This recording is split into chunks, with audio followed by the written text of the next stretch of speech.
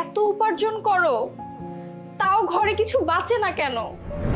স্ত্রীর কণ্ঠে অভিযোগও ছিল এবং কষ্ট।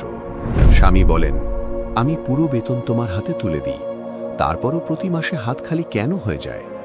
রোজকার ঝগড়া, রোজকার মানসিক চাপ, ঘরের পরিবেশ বিষণ্ণ হতে লাগলো। কখনো হঠাৎ খরচ, কখনো লোকসান, এমনকি অনাহারে থাকার মতো উপক্রম হলো। দুজনেরই মনে হতো সমস্যাটি টাকার, কিন্তু আসল কারণ ছিল অন্য কিছু। পরদিন সকালে দুজনেই মসজিদে গেলেন এবং ইমাম সাহেবকে আরজি জানালেন। স্বামী বলেন, ইমাম সাহেব, ঘরে বরকত থাকে না। স্ত্রী বলেন, হ্যাঁ, সবসময় ঝগড়া লেগেই থাকে, এর কারণ কি হতে পারে? ইমাম সাহেব বলেন, মা, একটি কথা সত্যি করে বলো, তোমরা কি রাতে খাওয়ার পর বাসনপত্র পরিষ্কার করো? স্ত্রী বলেন, প্রায়ই নোংরা বাসন সিঙ্কে ফেলে রাখি, সকালে ধুয়ে নিই।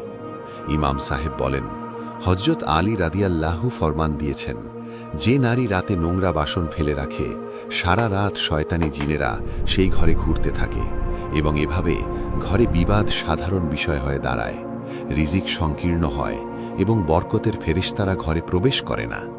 ঘরের পরিচ্ছন্নতা ও শৃঙ্খলার মধ্যেই বরকত লুকিয়ে থাকে। ছোট ছোট অভ্যাসগুলো কখনো কখনো শান্তি কেড়ে নেয়।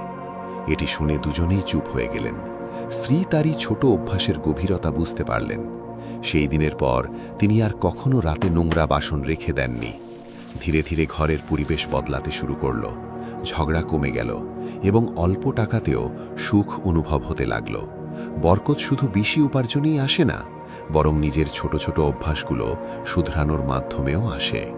আপনারাও যদি নিজেদের বদলানোর সংকল্প করে থাকেন, তবে কমেন্টে ইনশাআল্লাহ লিখুন এবং ভিডিওটি লাইক করুন, চ্যানেলটি সাবস্ক্রাইব করুন।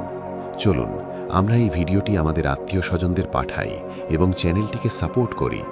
এটি আমাদের দায়িত্ব।